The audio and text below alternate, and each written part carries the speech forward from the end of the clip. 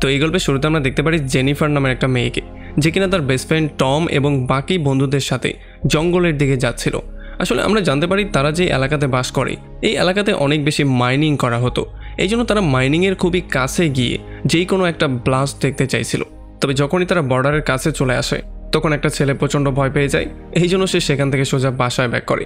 আর বাকিরা সবাই border cross করে মাইনিংয়ের কাছে চলে আসে আর এখানে ব্লাস্ট হওয়ার জন্য ওয়েট করা শুরু করে।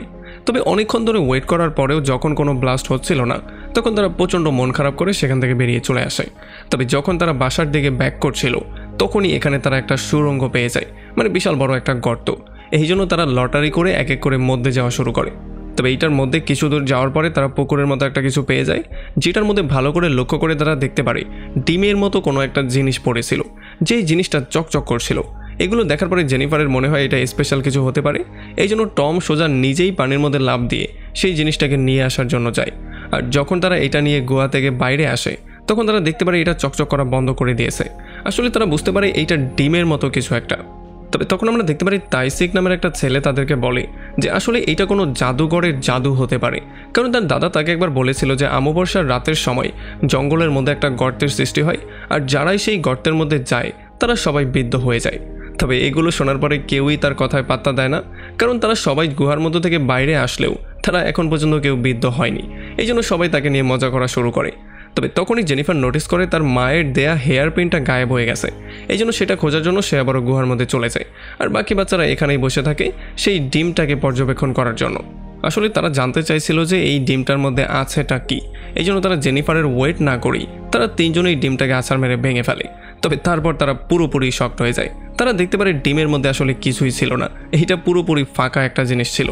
এটা দেখার পরে খুবই হতাশ হয়ে তারা জেনিফারের জন্য কিছুক্ষণ ওয়েট করে।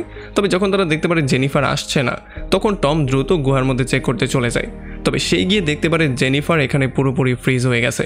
সে জেনিফারের সাথে কথাবার্তা বলার ট্রাই করে, তাকে নাড়াচাড়া করার ট্রাই করে, তবে কোনোভাবেই কোনো লাভ হচ্ছিল না। মানে জেনিফার একটা মূর্তির মতো দাঁড়িয়েই ছিল। আর তখন তার নজর পড়ে পানির ফোঁটার উপরে, যেটা কিনা একই জায়গায় ফ্রিজ হয়েছিল। এই জন্য সে দ্রুত বাইরে এসে বাকিদেরকে এটা বলার ট্রাই করে। তবে বাইরে এসে তারা দেখতে পারে পাখিগুলো আকাশে ফ্রিজ হয়ে গেছে, মানে প্রত্যেকটা জিনিস যার যার জায়গায় ফ্রিজ হয়ে গেছে। তো এরপরে যখন তারা তিনজন শহরে চলে আসে তখন তারা দেখতে পারে এখানের মানুষজনও ফ্রিজ হয়ে গেছে। তারা খুব ভালো করে চারপাশটা পর্যবেক্ষণ করে, তখন তারা বুঝতে পারে যে আসলে তাদের তিনজনকে বাদ দিয়ে বাকি সবার জন্যই সময়টা ফ্রিজ হয়ে গেছে। এই জন্য তারা তাদেরকে নিয়ে অনেক রকম মজাও করে। তো এখান থেকে আমরা কিছু সময় পেছনে ব্যাক করি, যেখানে আমরা দেখতে পারি একটা চাইল্ড সাইকিয়াট্রিস্ট যখন জেনিফারের ইন্টারভিউ নিচ্ছিল তখন সে ক্যামেরা অন করে জেনিফারকে সমস্ত ব্যাপারগুলো বলতে বলছিল। তবে জেনিফার একটু বেশি ঘাবড়েছিল। তবে তখন ডাক্তার তাকে আশ্বাস দিয়ে বলে যে শুরু থেকে সমস্ত ব্যাপারগুলো ক্লিয়ার করে বলো। তখন জেনিফার তাকে বলা শুরু করে যে ছোটবেলায় তার মা ডোকিউ নামের একটা লোককে বিয়ে করেছিল আর এরপর তার মায়েরও মৃত্যু হয়ে গিয়েছিল। আর তখন থেকে আজ পর্যন্ত জেনিফার ডোকিউর সঙ্গেই বাস করত। আসলে তার বাবা এই আইল্যান্ডে কনস্ট্রাকশনের কাজ করত, এই জন্য তাকেও বাধ্য হয়ে এই আইল্যান্ডে আসতে হয়েছে আর এখানেই থাকা শুরু করে দিতে হয়েছে। আসলে আমরা জানতে পারি জেনিফারের মায়ের মৃত্যুর পরে জেনিফার কখনোই হ্যাপি থাকতে পারেনি, এমনকি সে ডোকিউনকেও পছন্দ করতো না, এই জন্য সে কারোর সাথেই তেমন একটা কথাবার্তাও বলতো না। যাই হোক, এরপরে জেনিফার এই আইল্যান্ডে এসে নতুন একটা স্কুলে ভর্তি হয়, যেখানে সে চাইলে কিছু ফ্রেন্ড বানাতে পারত, তবে এখানেও সে একা একা থাকারই সিদ্ধান্ত নেয়। আর এদিকে আমরা দেখতে পারি যেহেতু ডোকিউন সেই মাইনিংয়ের ম্যানেজার ছিল, এই জন্য তাকে অনেক রাত পর্যন্ত কাজ করতে হতো। সে বাসায় এসে জেনিফারকে খুব বেশি একটা সময়ও দিতে পারতো না। আর সেখানে যেহেতু বারবার করে বিশাল বড় বড় ব্লাস্ট করানো হতো, এই জন্য সাধারণ মানুষকে সেখান থেকে দূরে থাকারই পরামর্শ সবাই দিত। তো এরপরে একদিন জেনিফার তার মোবাইলের মধ্যে ওয়ার্ম হোল সম্পর্কে জানতে পারে আর সে তার ব্লগে সেই সমস্ত কমেন্টগুলোকে পড়া শুরু করে। আসলে আমরা জানতে পারি তার মায়ের মৃত্যুর পরে সে টাইম ট্রাভেল করে যেই কোনো একটা জায়গায় চলে যেতে চাইছিল, এই জন্য তখন থেকেই সে টাইম ট্রাভেল, ওয়ার্ম হোল এবং প্রেতাত্মা সম্পর্কে বেশি ইন্টারেস্টেড হয়ে গিয়েছিল। এই জন্য এগুলো নিয়ে সে তার ব্লগে লেখালেখি করতো এবং বিভিন্ন মানুষের কাছে গিয়ে কমেন্ট করতো। আমরা দেখতে পারি সে তার স্কুলের কম্পিউটারের মধ্যেও সবসময় এগুলো নিয়েই সার্চ করতো আর মানুষকে এগুলো নিয়ে নানান কিছু জিজ্ঞেস করতো। তবে একদিন সে ভুল করে কম্পিউটার ওপেন রেখে দিয়ে সেখান থেকে চলে যায়। আর এই জন্য তার বন্ধুরা যখন এগুলো দেখতে পারে তখন তারা সবাই তাকে নিয়ে মজা করা শুরু করে, তাকে অদ্ভুত অদ্ভুত বলে চিল্লাচিল্লি করা শুরু করে। তবে এরপরে যখন স্কুল ছুটির পরে জেনিফার বাসার দিকে ব্যাক করছিল তখন তার দেখা হয়ে যায় টম নামের একটা ছেলের সঙ্গে। আসলে আমরা জানতে পারি টম একটা এতিমখানায় বড় হয়েছে। তবে যখন সে জেনিফারকে দেখতে পেয়েছে তখন সে তার সাথে বন্ধুত্ব করার ট্রাই করছিল। তবে জেনিফার তাকে একেবারেই পাত্তা না দিয়ে সেখান থেকে বেরিয়ে চলে যায়। তবে এরপরে পরদিন যখন সে স্কুলে ব্যাক করে তখন সে শুনতে পারে টম আর তার বন্ধুরা জেনিফারের সেই ব্লগ নিয়ে কথাবার্তা বলছিল, মানে সেই পোর্টাল, টাইম ট্রাভেল ইত্যাদি ইত্যাদি। আর এগুলো যখন জেনিফার শুনতে পারে তখন সে একটু ইমপ্রেসিভ হয়ে যায়। আর তখন টম তাকে বলে যে আসলে আমি আগে নর্মাল একটা লাইফে লিড করতাম, তবে যখনই আমি তোমার ব্লগে তোমার কমেন্টগুলো পড়েছি মানে ওয়ার্ম হোল, টাইম ট্রাভেল এগুলো নিয়ে, তখন আমি একটা অন্য দুনিয়ার মধ্যেই চলে গিয়েছি। তবে এরপরে স্কুল ছুটির পরে টম জেনিফারকে ফলো করা শুরু করে। এই জন্য জেনিফার তাকে জিজ্ঞেস করে যে তুমি আসলে আমার পেছন পেছন কেন আসছো। তখন টম তাকে বলে যে তোমার ব্লগের কমেন্টে যেই কমেন্টগুলো তুমি করেছিলে সেই সমস্ত কমেন্টগুলো আসলে সত্যি ছিল, আমার সমস্ত কমেন্টগুলো অনেক ভালো লেগেছে। আর যেহেতু তারা দুজনেই আত্মা নিয়ে কথাবার্তা বলতে একটু বেশি পছন্দ করতো, এই জন্য তারা দুজনেই খুব সহজেই ফ্রেন্ড হয়ে যায়। আমরা জানতে পারি যে এতগুলো বছর একা একা পার করার জন্য জেনিফার নিজের একটা ভাষাই বানিয়ে ফেলেছিল, যেই ভাষাটা সে টমকেও শিখিয়ে দেয়। এরপর তারা সেই ভাষার সাহায্যেই নানানভাবে সিক্রেট কথাবার্তা বলা শুরু করে। এরপর থেকে প্রতিদিন তারা জেনিফারের ডায়েরিতে একে অন্যের জন্য মেসেজ লিখত। তারা স্কুল ছুটির পরে প্রত্যেকটা দিন জঙ্গলে বেরিয়ে পড়তো বিভিন্ন রকমের আত্মা খুঁজে বের করার জন্য। এমনই একদিন টম জেনিফারকে নিয়ে চলে আসে পুরনো একটা ঘরের মধ্যে, যেই ঘরের মধ্যে কেউই বাস করে না। এখানে তারা অনেক খোঁজাখুঁজি করে। এরপর তারা নানান রকম করে মজাও করে, যেমন তারা রাবারের উপরে কাটিং করে নানান রকমের জিনিসও বানায়। আর টমের সাথে সময় পার করতে করতে জেনিফার কখন যে তার প্রেমে পড়ে গেছে সেই জিনিসটা সে নিজেও বুঝতে পারছিল না। এই জন্য আজকে সে তাকে ফাইনালি কিসই করে দেয়। আর এইটা হওয়ার পরে তো টম পুরো লজ্জায় লালই হয়ে যায়। তো এরপরে পরদিন সকালবেলা টম, জেনিফার আর তার বন্ধুরা মিলে ফাইনালি সেই জঙ্গলের মধ্যে যায়। আর যেমনটা আমরা গল্পের শুরুতে দেখতে পেয়েছিলাম, তারা সেই ব্লাস্টের জন্য ওয়েট করে। এখানে যখন সে তার মায়ের হেয়ার ব্যান্ডটা নেয়ার জন্য সুড়ঙ্গের মধ্যে যায়, তখন সে দেখতে পারে পানির মধ্যে সেই চকচক করার ডিমটা আবারও কেমন করে জানি চলে এসেছে। এটা দেখার পরে সে একটু বেশি ভয় পেয়ে যায়। এই জন্য সে দৌড়ে বাইরে চলে আসে তার বন্ধুদের কাছে। তবে বাইরে এসে সে দেখতে পারে তার বন্ধুরা এখানে ছিলই না, আর এখানে যেই ডিমটা ছিল সেটাও ভাঙা অবস্থায় ছিল। এই জন্য সে প্রচণ্ড ভয় পেয়ে যায় আর সে তার বন্ধুদেরকে দৌড়ে খোঁজাখুঁজি করা শুরু করে। তবে যেহেতু ততক্ষণে রাত হয়ে গিয়েছিল, এই জন্য সে জঙ্গলের মধ্যে রাস্তাও হারিয়ে ফেলে আর সে পুরোপুরি জঙ্গলের মধ্যেই হারিয়ে যায়। তো এরপরে পরদিন সকালবেলা এই খবরটা সমস্ত নিউজ চ্যানেলে চলে আসে, যেই জন্য পুলিশ এই বাচ্চাদেরকে খোঁজার জন্য দ্রুত জঙ্গলে চলে আসে। আমরা দেখতে পারি আহান নামের একটা লোক ছিল এই মিশনের হেড। আর অনেকক্ষণ ধরে খোঁজাখুঁজি করার পরে ফাইনালি জঙ্গলের মধ্যে তারা জেনিফারকে বেহুশ অবস্থায় পেয়ে যায়। আর সৌভাগ্যবশত জেনিফার এখন পর্যন্ত জীবিত ছিল, এই জন্য তাকে দ্রুত অ্যাম্বুলেন্সে করে হসপিটালে নিয়ে আসা হয়। তো এর একটু পরে যখন জেনিফার জ্ঞান ফিরে পায়, তখন সেই ডিটেকটিভ তাকে সেই 3টা ছেলে সম্পর্কে কোয়েশ্চেন করে। আর জেনিফারও তাদেরকে সমস্ত সত্যিটা বলে দেয়, মানে সেই গুহা, সেই জঙ্গল, সেই ডিম, সমস্ত ব্যাপারগুলো ক্লিয়ার করে বলে দেয়। তবে এগুলো শোনার পরে না তার উপরে সেই ডিটেকটিভ বিশ্বাস করছিল, না এখানে আশেপাশে কেউ তার উপরে বিশ্বাস করছিল। এরপর যখন পুলিশ তাকে নিয়ে সেই জঙ্গলে চলে আসে গুহাটাকে খুঁজে বের করার জন্য, তখন জেনিফার পুরোপুরি শকড হয়ে যায়, কারণ সেই গুহাটাকে খুঁজেই পাচ্ছিল না। মনে হচ্ছিল এই গুহাটা যেন কোথায় গায়েবই হয়ে গেছে। আর তখনই একটা পুলিশ অফিসার খবর পেয়ে যায় যে সেই 3টা ছেলের মধ্যে একটা ছেলে, যার নাম ওক ছিল, তার লাশ পাওয়া গেছে শহর থেকে 20 কিলোমিটার দূরে একটা বিচের মধ্যে পোতা অবস্থায়। তবে পোস্টমর্টম করার পরে তারা জানতে পারে যে তার মৃত্যুর কারণ ছিল অ্যাজমা অ্যাটাক। তবে কেউ না কেউ তো তাকে সেখানে পুঁতে দিয়েছিল। তার মানে তারা এই জিনিসটা ক্লিয়ারলি বুঝতে পারে যে হয়তো বা কেউ তাদেরকে কিডন্যাপ করেছে আর এখন এক এক করে মেরে তাদেরকে পুঁতে ফেলা হচ্ছে। যাই হোক, এরপরে এই ঘটনার কয়েকটা সপ্তাহ পার হয়ে যায় আর আমরা দেখতে পারি এখন পর্যন্ত সেই 2টা ছেলের কোনো খবরই ছিল না, যে জন্য এখানে সবাই প্রচণ্ড ভয়ের মধ্যেই ছিল। আর টমের চলে যাওয়ার পরে জেনিফারও একা হয়ে গিয়েছিল, এই জন্য সে আগের মতোই লাইফটা লিড করা শুরু করে দিয়েছিল। মানে সে কারোর সাথে কথাবার্তা বলতো না, কারোর সঙ্গে মিশতো না, সবসময় তার মন খারাপই থাকতো। আর যখনই মাঝে মধ্যে তাকে কেউ এই সম্পর্কে জিজ্ঞেস করতো, মানে সেই ঘটনা সম্পর্কে, তখন সে সবাইকে সত্যি কথা বলে দিলেও কেউই তার কথায় বিশ্বাস করতো না। তবে এরপরে একদিন যখন জেনিফার তার ঘরের মধ্যে হাঁটাহাঁটি করছিল, তখন সে হঠাৎই কিছু একটা শব্দ শুনতে পারে। এই জন্য যখন সে বাইরে গিয়ে চেক করে, তখন সে দেখতে পারে একটা লোক জঙ্গলের মধ্যে দৌড়ে পালিয়ে যাচ্ছে। এই জন্য সেও সেই লোকটাকে ফলো করা শুরু করে আর দৌড়াতে দৌড়াতে সেও জঙ্গলের মধ্যে চলে আসে। তবে কিছুক্ষণ দৌড়ানোর পরে সে জঙ্গলের মধ্যেই পড়ে যায় আর তখন সেই লোকটাও থেমে যায় আর সেই লোকটা আস্তে আস্তে করে তার কাছে চলে আসে। সে তাকে বলে যে সে হচ্ছে গিয়ে টম। আর এইটা শোনার পরে তো জেনিফার পুরোপুরি শকড হয়ে যায়, এই জন্য সে সেখান থেকে কোনো রকমের দৌড়ে পালিয়ে যায়। আসলে জেনিফার তাকে দেখার পরে প্রচণ্ড ভয় পেয়ে গিয়েছিল, এই জন্য সে কান্না করতে করতে দৌড়ে পালিয়ে চলে আসে। আর খুব শীঘ্রই সে তার বাবা তোকিওর গাড়ির সামনে চলে আসে। এরপর সে তোকিওকে জঙ্গলে সেই লোকটা সম্পর্কে বলে আর খুব শীঘ্রই পুলিশও ডেকে নিয়ে আসা হয়। আর পুলিশও জঙ্গলের মধ্যে সেই লোকটাকে খোঁজা শুরু করে। আসলে পুলিশের সন্দেহ ছিল যে হয়তোবা এই লোকটাই সেই লোকটা যে কিনা বাচ্চাদেরকে কিডন্যাপ করে তাদেরকে মেরে ফেলছে। এরপরে পুলিশ অফিসাররা জেনিফারের কাছে সেই লোকটা সম্পর্কে ভালো করে জিজ্ঞেস করে আর জেনিফারও ডিটেইলি সব কিছু বলে দেয়। সে বলে দেয় সেই লোকটা আমাকে বলছিল সেই লোকটা হচ্ছে টম।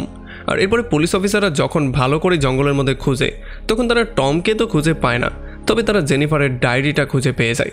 আর যখন জেনিফার এই ডায়েরিটা চেক করে, তখন সে পুরোপুরি শকড হয়ে যায়। সে দেখতে পারে এইটার মধ্যে টমের নোটে ভরা ছিল, মানে এটা ছিল সেই ডায়েরিটা, যেই ডায়েরির মধ্যে তারা দুজন একে অন্যের জন্য নোট শেয়ার করতো। এখানে টম তাদের সেই সিক্রেট ভাষাতে তার জন্য বিভিন্ন নোট লিখেছিল। মানে সে এই ব্যাপারটা এক্সপ্লেন করে বলেছিল যে তার গুহার মধ্যে যাওয়ার পরে আসলে কি হয়েছিল। আসলে সেই ডিমটা ভেঙে ফেলার পরে যখন তারা শহরে ব্যাক করে তখন তারা দেখতে পারে তাদেরকে বাদ দিয়ে বাকি সবার জন্যই সময় স্টপ হয়ে গেছে। এই জন্য তারা খুবই হ্যাপি হয়ে গিয়েছিল, কারণ তারা এখন যা ইচ্ছা সেটাই করতে পারবে। প্রথম কয়েকদিন তো তারা খুব মজা মাস্তি করেছিল। তারা বিভিন্ন জায়গায় গিয়ে খাবার দাবার খেত, সবার সাথে মজা মাস্তি করতো, এমনকি প্রত্যেকটা দিন বিভিন্ন জায়গায় তারা ঘুরতেও যেত। তাদের যখন যেটা ইচ্ছা তারা তখন সেটাই করতো, আবার যখন ইচ্ছা ঘুমিয়েও পড়তো। তবে এমন করে পুরো একটা মাস পার করার পরে তারা সবাই পুরোপুরি বোর হয়ে গিয়েছিল। এই জন্য তারা চিন্তা করেছিল যে তারা এই আইল্যান্ডের বাইরে গিয়ে দেখার ট্রাই করবে যে আসলে বাইরের পরিস্থিতি কীরকম। মানে দুনিয়ার সমস্ত মানুষই কি ফ্রিজ হয়ে গেছে, নাকি শুধু এখানেই সমস্ত মানুষ ফ্রিজ হয়ে গেছে। তবে খুব শীঘ্রই তারা এই জিনিসটা রিয়েলাইজ করতে পারে যে আসলে তারা চাইলেও এই আইল্যান্ড থেকে বেরোতে পারবে না, কারণ সমুদ্রের পানিগুলোও ফ্রিজ হয়ে গেছে। মানে যদি এখন তারা বোট নিয়ে সমুদ্র পাড়ি দেওয়ারও ট্রাই করে তবুও তারা পারবে না। আর এদিকে বাস্তবে আমরা দেখতে পারি যখন জেনিফার সেই ডায়েরিটাকে খুব ভালো করে পড়ছিল তখন সেই ব্যাপারটা ক্লিয়ারলি বুঝতে পারে যে জঙ্গলে সে যেই লোকটাকে দেখতে পেয়েছে সে আর অন্য কেউ ছিল না, সে ছিল তার ছোটবেলার বন্ধু টম। এই জন্য সে পুলিশকে উল্টাপাল্টা কিছু একটা বুঝিয়ে যেই কোনো ওয়েতে টমকে ধরার হাত থেকে বাঁচানোর ট্রাই করছিল, কারণ সেটা খুব ভালো করেই জানতো যে যদি পুলিশ টমকে ধরে ফেলে তাহলে তারা তাকে কিডন্যাপার মনে করে জেলের মধ্যে ভরে দিবে। এই জন্য সে যেই কোনো ওয়েতে তাকে বাঁচাতে চাইছিল। এই জন্য সে গিয়ে পুলিশকে বলে দেয় যে আসলে আমি জঙ্গলের মধ্যে কাউকেই দেখতে পাইনি, হয়তোবা যেহেতু আমি একটু বেশি প্যানিকের মধ্যে ছিলাম এই জন্য আমার কোনো ভ্রম হলেও হতে পারে। আর পুলিশও তার কথায় বিশ্বাস করে ফেলে, এই জন্য তারা সেখান থেকে বেরিয়ে চলে যায়। আর পুলিশ যাওয়ার পরপরই সে আবারও ডায়েরিটা খুলে পড়া শুরু করে। আমরা দেখতে পারি কয়েকটা মাস পার হয়ে যাওয়ার পরে বাচ্চারা একটা মলের মধ্যে তাঁবু করে থাকা শুরু করে দিয়েছিল। তবে এখানেও তারা কোনোভাবেই শান্তিতে থাকতে পারছিল না, কারণ তারা অনেক বিরক্ত হয়ে গিয়েছিল। আর উকের শরীরের অবস্থা আস্তে আস্তে করে খারাপ হয়ে যাচ্ছিল, কারণ যেহেতু তার এজমা ছিল আর তার ইনহেলারও কোনোভাবে কাজ করছিল না। আর দেখতে দেখতে উকের শরীর আরও বেশি খারাপ হয়ে যায়, আর একটা সময় তার মৃত্যু পর্যন্ত হয়ে যায়। আর যখন তারা দুজনেই ব্যাপারটা দেখতে পারে তখন তারা পুরোপুরি শক্ট হয়ে যায়। তারা একেবারে ফ্রিজের মতোই হয়ে যায়। মানে তারা বুঝতেই পারছিল না এখন তারা কি করবে, কারণ তাদের প্রিয় বন্ধু তাদের চোখের সামনে মারা গিয়েছে। এই জন্য বুকে পাথর চাপা দিয়ে হলেও তারা উককে নিয়ে ফাইনালি বিচে চলে আসে আর তাকে তারা শ্রদ্ধার সঙ্গে দাফন করে দেয়। আসলে মৃত্যুর পরে উকের শরীরটাও ফ্রিজ হয়ে গিয়েছিল, মানে বাকি সবার মতোই। তো এরপরে দেখতে দেখতে পুরো 5টা বছর পার হয়ে যায়, কিন্তু এখন পর্যন্ত সময় সবার জন্য ফ্রিজই হয়েছিল। আমরা দেখতে পারি টম আর তার বন্ধু অনেকটাই বড় হয়ে গেছে, আর এখন পর্যন্ত তারা আশা করছিল যে পৃথিবী কোনো না কোনো একটা সময় আবারও আগের মতো সচল হয়ে যাবে। টম আর তার বন্ধু হিসেব করছিল যে যখন তাদের বয়স 20 হয়ে যাবে তখন হয়তোবা পৃথিবী আবারও স্বাভাবিক হয়ে যাবে। তো এরপর তারা প্রত্যেকের পকেট থেকে অল্প অল্প করে টাকা নিয়ে নেয়, যাতে করে যদি সময় আবারও ঠিক হয়ে যায় তাহলে অন্ততপক্ষে তাদেরকে গরিব থাকতে না হয়। তবে আমরা দেখতে পারি এরপরে তারা 20 বছরের যখন হয়ে যায় তখনও সময়ের কোনো পরিবর্তনই হয় না। এই জন্য তারা প্রচণ্ড হতাশ হয়ে যায়, আর তারা শহর ছেড়ে জঙ্গলের মধ্যে এসে একটা লাকড়ির ঘরের মধ্যে থাকা শুরু করে। তবে একদিন টম প্রচণ্ড বিরক্ত হয়ে ধৈর্যহারা হয়ে বাইরে গিয়ে চিৎকার চেঁচামেচি করা শুরু করে আর পাগলের মতো নাচানাচি করা শুরু করে। তাই সে দূর থেকেই সমস্ত ব্যাপারগুলো দেখছিল, আর সেও এখন ধৈর্যহারা হয়ে গিয়েছিল। মানে তারও এখন আর আশা ভরসা ছিল না। তবে তখনই টম দেখতে পারে আকাশে চাঁদের আকার একটু পরিবর্তন হচ্ছে, যার মানে সময় আস্তে আস্তে করে ঠিক হয়ে যাচ্ছে। মানে যদি চাঁদ পুরোপুরি কন্ট্রোলে চলে আসে তাহলে হয়তোবা সময় আবার আগের মতো হয়ে যাবে। এই জন্য সে দৌড়ে তাইসিককে এটা বলার জন্য যায়। তবে অনেক খোঁজাখুঁজি করার পরেও সে তাইসিককে কোনো জায়গায় পাচ্ছিল না। এই জন্য ফাইনালি খুঁজতে খুঁজতে সে একটা পাহাড়ের উপরে চলে আসে, যেখানে সে তাইসিকের জামা কাপড়গুলো পেয়ে যায়। আর এটা দেখার পরে সে এটা ক্লিয়ারলি বুঝতে পারে যে হয়তোবা তাইসিক এখান থেকে সমুদ্রের মধ্যে লাফ দিয়েছিল। তবে যেহেতু পানি ফ্রিজ হয়ে গেছে, মানে পানি এখন আর চলাচল করছে না, এই জন্য সে চাইলেও আর সাঁতরাতে পারছিল না। আর হয়তোবা সাঁতরাতে না পেরে ডুবেই তার মৃত্যু হয়ে গেছে। আর এই জন্য তাকে বাঁচানোর জন্য টমও তার পেছন পেছন লাফ দিয়ে দেয়। তবে তখনই হঠাৎ করেই সমস্ত ব্যাপারগুলো ঠিক হয়ে যায়, মানে টাইম আবারও চালু হয়ে যায়। আর যখন টম চোখ খুলে তখন সে দেখতে পারে সমুদ্রের ঢেউ তাকে ঠেলে পাড়ে দিয়ে গেছে। আর যখন এতগুলো বছর পরে সে দুনিয়াতে সমস্ত কিছু আবারও চলাফেরা করতে দেখতে পারে, মানে সমস্ত কিছু নড়তে চড়তে দেখতে পারে, তখন সে অনেক বেশি হ্যাপি হয়ে যায়। আর এদিকে আমরা দেখতে পারি পুরো ডায়েরিটা কমপ্লিট করার পরে জেনিফার সোজা জঙ্গলে চলে আসে। সে যায় সেই লাকড়ির ঘরের মধ্যে যেখানে টম এখন বসবাস করে। এখানে যাওয়ার পরে ফাইনালি সে টমকে পেয়ে যায়, আর তারা দুজন অনেক বেশি কান্নাকাটি করা শুরু করে, কারণ এতগুলো বছর পরে তারা একে অন্যকে দেখতে পেয়েছে। এরপর তারা দুজন মিলেই সিদ্ধান্ত নিয়ে ফেলে যে তাদের সাথে যেই ঘটনাটা হয়েছে এটার সত্যতা তারা পুরো দুনিয়ার সামনে তুলে ধরবে। তবে জেনিফার এই জিনিসটা খুব ভালো করেই জানতো যে কেউই তার কথায় বিশ্বাস করবে না। আর এদিকে সিসিটিভি ক্যামেরার মাধ্যমে ডিটেকটিভরাও এই জিনিসটা জানতে পারে যে এখন পর্যন্ত টম সেই জঙ্গলের মধ্যেই আছে। এই জন্য তাদের সন্দেহ হয়ে যায় যে হয়তোবা এইটাই হচ্ছে সেই কিডন্যাপার যে কিনা বাচ্চাদেরকে ধরে নিয়ে গেছে। এরপরে রাতের বেলায় টম চলে আসে জেনিফারের রুমের মধ্যে। আসলে এতগুলো বছর একা একা পার করার পরে এখন সে প্রচণ্ড বিরক্ত হয়েছিল। এই জন্য এখন আর সে একটা সেকেন্ডও একা পার করতে চায় না। এই জন্য সে তার সঙ্গে কথাবার্তা বলে একটু সময় স্পেন্ড করার ট্রাই করে, আর পরবর্তীতে সে তার সাথেই এখানে ঘুমিয়ে পড়ে। এরপরে পরদিন সকালবেলা যখন দোকিও কনস্ট্রাকশন সাইটে চলে আসে তখন সেই দুইটা ছেলের বাবা মা চলে আসে। তারা এসে তাদের বাচ্চাদের মার্ডারের দায়ভার দোকিওর উপরে চাপানো শুরু করে।